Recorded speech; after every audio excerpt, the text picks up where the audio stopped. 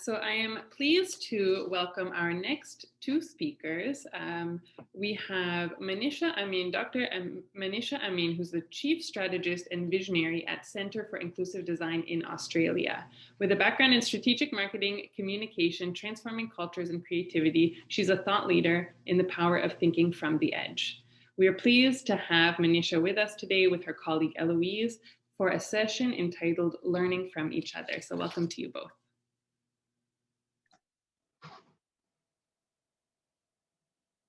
Oh, there we go. Thanks for having us. Thanks, Natalie. Hi, everyone. Natalie, would you just like us to start? Yeah, absolutely. Yeah, fantastic. And just checking in, so people can chat in the chat session group as well. Fantastic. Lovely to be here with you all, and welcome. So my name is Manisha Amin, and this is Eloise, and we're going to be talking together, really having an open conversation, hopefully, about what it's like to work in inclusive design and in our organisation, and also some of the, I guess, the things that we see when we think about inclusive design. So for us, the Centre for Inclusive Design is a centre that we work in advocacy as well as in practice to ensure that products and services are created for everyone. And both of us are living in Australia at the moment, in Sydney. We're actually in lockdown, but one of the things that we do here is we have a tradition of acknowledging the traditional owners of the land that we're on here today. So for both Eloise and I, it's the Gadigal people of the Eora Nation. We'd like to recognise and acknowledge their elders, past, present and emerging. And also you can hear it's a beautiful day, right? And we're so lucky to be in this country and to recognise this land has never been seceded. We'd also like to acknowledge any traditional and First Nation peoples that are on this call here today with us as well. In our work, we do a lot of work with our First Nations, and we learn so much, not only about exclusion, but very much so also about inclusion.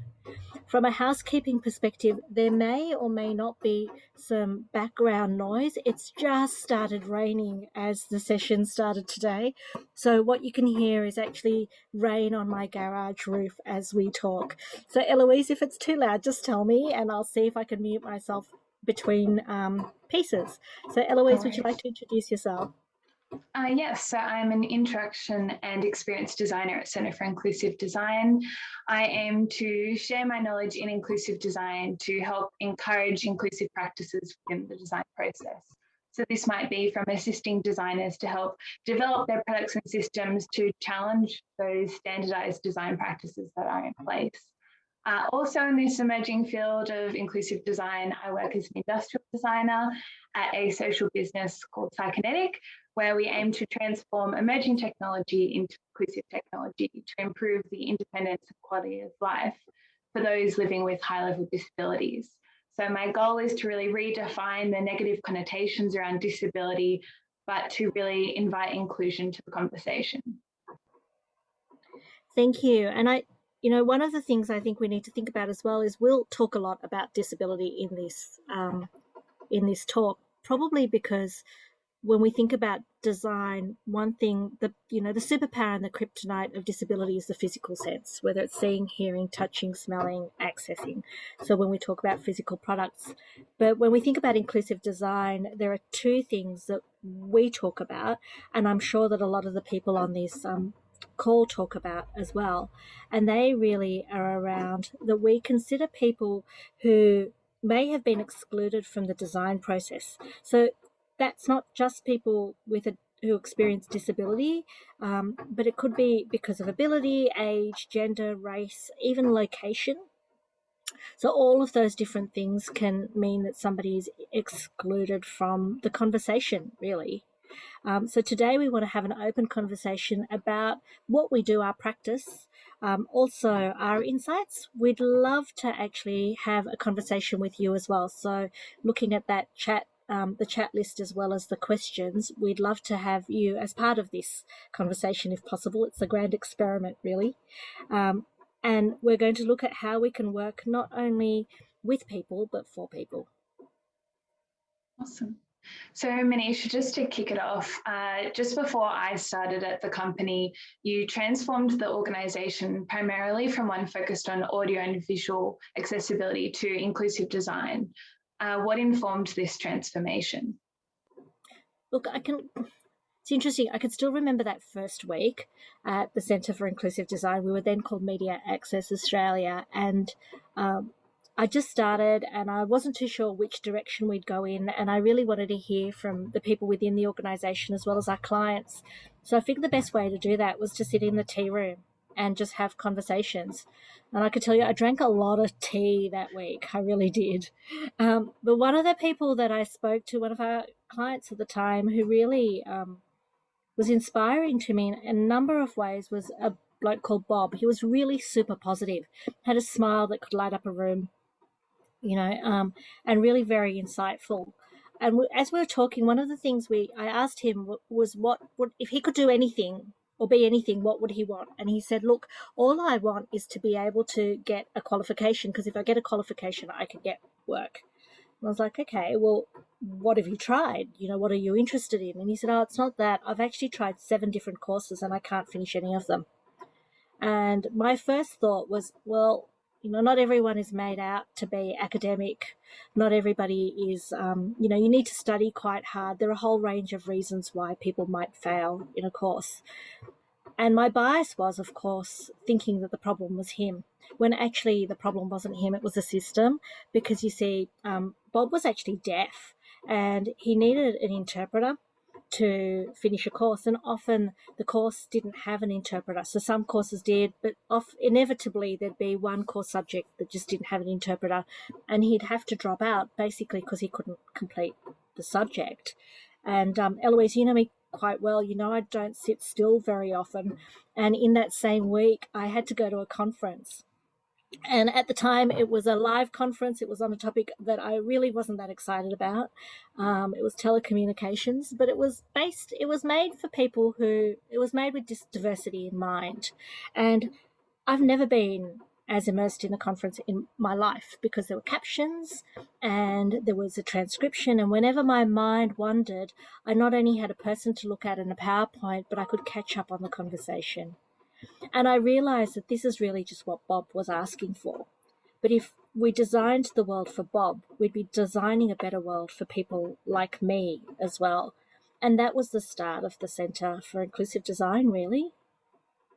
Wow. What I really love about that story is how it really illustrates the impact that the social model of disability can have, how creating an accessible design feature not only enhanced the experience for, say, Bob with a permanent disability, but also really enriched your experience as someone also entering the room at the conference, and you were able to connect the live transcription and maybe the Auslan interpreter. That's really interesting. Yeah, I'd never really thought about it until I started to get in this space. I just thought perfect design was beautiful design rather than being useful design. And the fact that there were so many different ways, that idea that it's not one size fits all, it's one size fits one, right? Definitely. Yeah. So in that sense, Eloise, what actually made you work in this area? My background is a industrial design degree. I could see through my research that products are usually made with the generalized market in mind, and even the product testers when developing a project. I realized that not only were people being left out of this conversation in the design process, but rich feedback from the edge users were being neglected from improving a product's experience. This comes from heightened sensory needs, that can really transform a design. So my honours thesis was working with 2 female amputees, and they really introduced me to the importance of learning from edge case users and how design and environments can impact their everyday lives, illustrating there's this need for design intervention, bringing these people to the conversation. And so sorry, what were you going to say, Eloise? I was just going to say, one of the biggest pain points these 2 ladies mentioned was transportation and traveling around. And something as simple as them saying, I want to showcase my prosthetic purely so people know I have one and can mitigate any potential risk in them being, hurt in the process of walking in a fast-paced society that we live in. And so then when you are working with them, and even I guess in your work now, what are some of the things that you weren't expecting to find that you find when you work with diverse users? It's really interesting coming to the Centre of Inclusive Design and working with some diverse communities and disability at the forefront. I was finding that there were so many systems that were failing them. One example might be an inaccessible website that doesn't work with a screen reader for someone who's blind. That's a really classic example where they're used to systems not failing them, so it becomes their norm. Generally, I find that people are changing their behavior and the way they interact with products, and usually designing hacks so that they're able to interact with this product that suits them best. There's a lot of creativity and innovation that comes from redesigning these interactions to suit an individual's needs. What's one of the hacks that you saw? A really interesting one. I come from a physical product design background. So there was someone with quite severe mobility disability. And as a part of anyone, as you grow up, you want to have this level of independence. And one of those things is something really simple that comes to us naturally, which is eating. And someone who had very low dexterity due to their disability redesigned a spoon to have it mold around their hand so they could lift it up without using their fingers. That way they were still able to eat in an independent manner through this design that they did with their family member, which I thought was really amazing. And you could use that as well. I mean, I can imagine kids using that, or people with arthritis, that it has like multiple uses as well, right?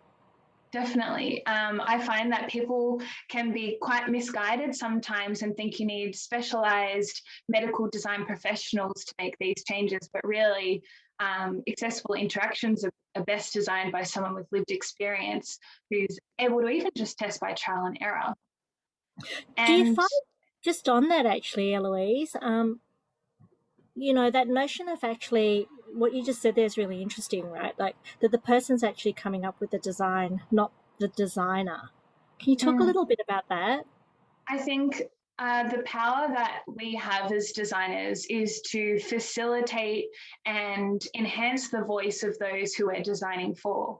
So if I'm designing something for someone with a high level disability, really it's their insights and their day-to-day experiences that are going to drive the design completely. From functionality to form, all of that, I can make assumptions, but in my opinion, the ethics of a designer is to really be guided by those that have these experiences. And so it's a really amazing part of my day-to-day job is co-design and facilitating people just sharing what they want, what they need, and what the barriers are to try and mitigate those risks. Yeah, right. Another question for you. What might be the biggest misconception that you had as you were leading into this inclusive design world? I think as we started to talk to more organisations about what inclusive design was, I think, and even when we first started in this practice, I had this view that it was this, magical, scary kind of new way of working that we had to learn. And I think when we talk to organisations, we have that same thing, that, it's something that's big and scary and difficult.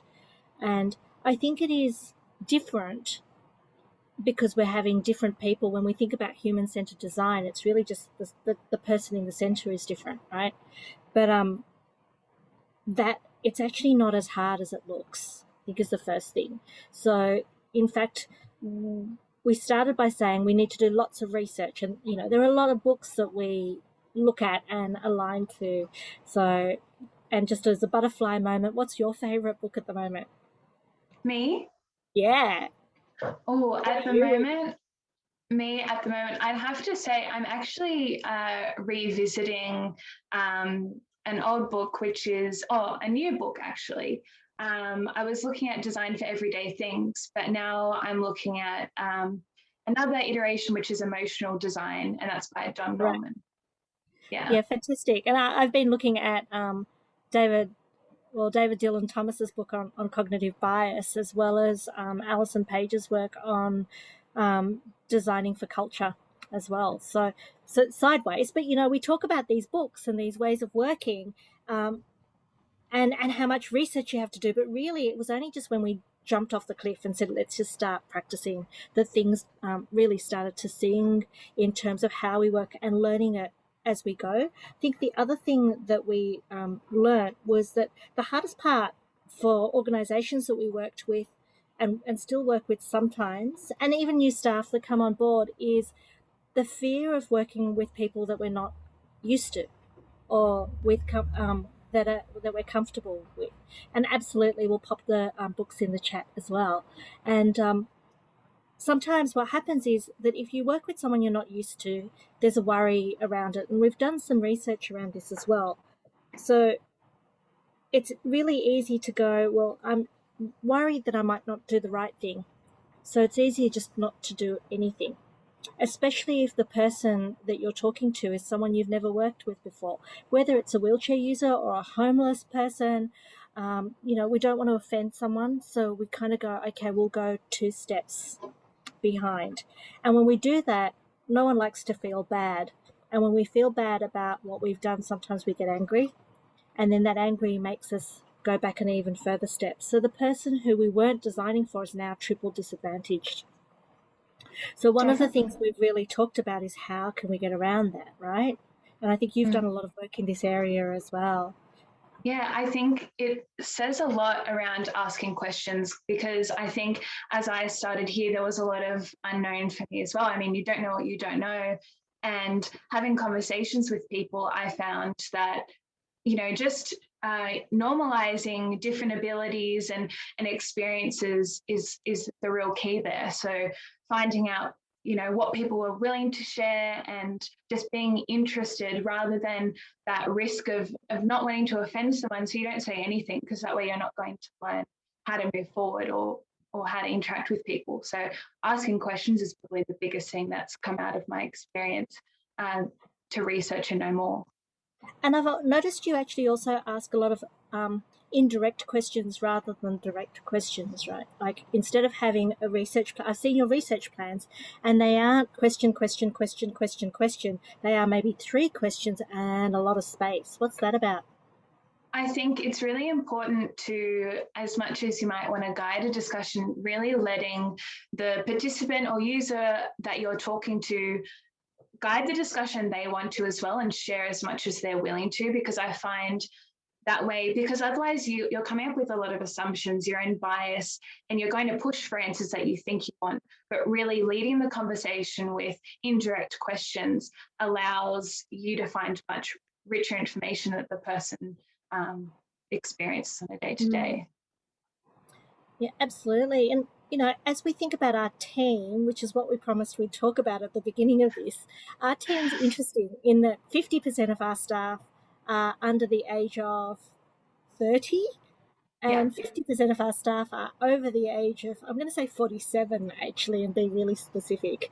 And so that leads us and lends to really interesting conversations internally in terms of how we work and what we do. We obviously have a really good mix of gender and age, except for the middle. We have a bit of a donut in the middle, in that in the mid-30s, and disability as well. So I really love the diversity that brings. I love the energy of having people who may not have as much maturity, but that also means there's not as much to unlearn either.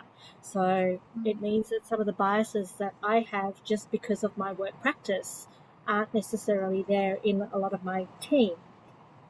So, and some of those things are, really tangible as well. I remember the first time the 2 of us actually ran a project together, and it was looking at people with disability and their interest in how they were going to be represented.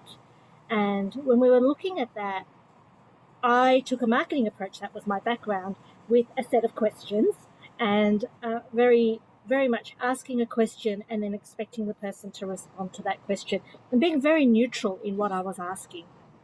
So lots of whys, but very, very neutral. So if someone said that they didn't know how to answer a question or didn't know what to say, we just asked the same question in a different way. And I wasn't really getting very far.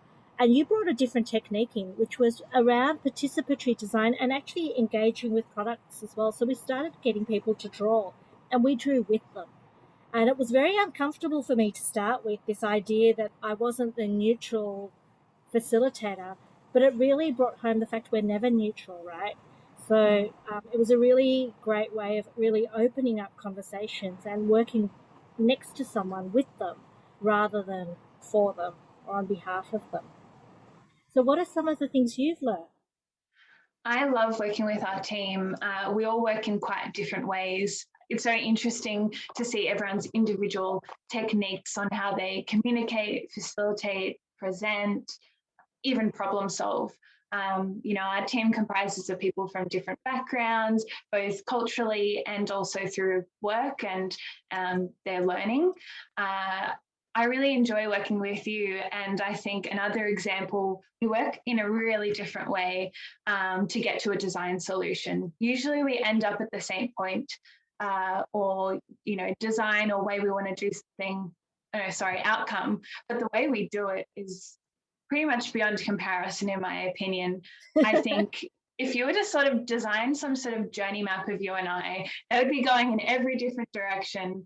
But it's really exciting because I get to see how you work, and that really challenges me sometimes because the way you interpret things can really change in the way that the process works. So I find that this really helps me review my own biases. And it's an interesting one, right? Because I work with patterns and systems. So I kind of look at things, listen to things. I'm highly oral, and then all of a sudden I'm like, okay, this is where we need to go. Whereas you tend to be far more systems based, right? And process based, which actually gives me some freedom as well to actually play and not worry that I've missed a step or that we haven't covered off on anything. So I think that it really builds between us. And one of the things I've noticed is also we tend to spend a lot of time talking at the beginning and kind of mismatching each other and kind of working out where and how we're moving. And it's almost like an iceberg in some ways where we're at, iceberg might not be the right way of thinking about it, but it's almost like sometimes people just see the tip and it's that conversation. But then once we start moving forward, I find that we have 4 or 5 times the number of ideas that I would have on my own, just having someone with a really different way of even thinking in the room with me. Definitely. That's our team. What about other organizations you've worked with? What are some of the challenges you face when introducing new people to the world of inclusive design and considering diversity in the workplace? Look, I think the biggest issue we've had, and it's an interesting one even when we talk about diversity today, when we first started the Centre for Inclusive Design, we thought everyone was at inclusion, they might not be at inclusive design, or everyone was at human-centred design, but they might not necessarily have thought about who was in the middle. And what we found was actually that wasn't the case. Most people were still talking about not just diversity, but actually diversity as numbers and as a checkbox. And so when they'd often what I'd get is, we'll work out our minimum MVP, we'll work all of that out first, and then we'll worry about these extra people. And that was a really interesting kind of thing, because if you design the first thing wrong, you're never going to get to the right thing. And in fact, so what we did was we put together a research report called The Benefits of Designing for Everyone, because we couldn't find numbers out there. And even though these numbers were for Australia, I think they actually play out kind of everywhere, because when you design for the edge, you design for the middle. Is that when you're designing for edge users, you reach 3 to 4 times your intended audience. And I think the benefit of starting to think about that is also because the costs and the time at the beginning, even in our own practice, are a little bit more, but the costs over 5 years, our research shows, are a lot less. And products are more robust and nimble when they're designed with diversity in mind as well. And, I think that conversation is starting to change, and we've seen significantly a change in the last couple of years in Australia, where probably behind the 8 ball globally as well in terms of that. But and that plus I think someone's just mentioned Kat Holmes's book as well, Mismatch, which is fantastic. Some of these books and these tools that are out there as well have helped as well. Part of what we've also done is on our site, we've put a whole lot of resources for people, because often people would say, we want to do it, we just don't know how. So that was part of the reasoning behind that. But then I guess just as we start to finish this session, Eloise, if there was one thing you were going to say to someone who was in your in your shoes or in your space, who's 2 or 3 years out of design school, who wanted to get involved in this area, what would you say to them? I think we have a power as a designer to both exclude and include people's voices in the process and also the final design outcome. I think inclusion and diversity can initially seem like a big leap or unnecessary additional processes to add to the process, the overall design process, but it really comes down to translating the importance and impact that these considerations have on the lives of so many people, broadly speaking. You can design something that has the potential to empower voices and recognize diversity and uniqueness, and therefore really evoking more positive interactions with a broader community. Designing ethically, really comes down to making sure you're considering the people who you're designing for and bringing them into the design process. And that would be my biggest recommendation. If you look at a design like Microsoft's Xbox adaptable Xbox controller, they've allowed that to have a range of switch inputs so that someone can interact and play games just as anyone can. That's really exciting, in my opinion. Absolutely. I think if you asked me one thing that I'd talk to people who are running design teams, it would be really look at who's in your team and look at what they do that's very different to you. And there's a question in here about what inclusion means to each of us. For me, inclusion means having people at the table who are not like me, and actually working hard to make sure that I actually hear what they're saying and getting myself out of the way to hear that.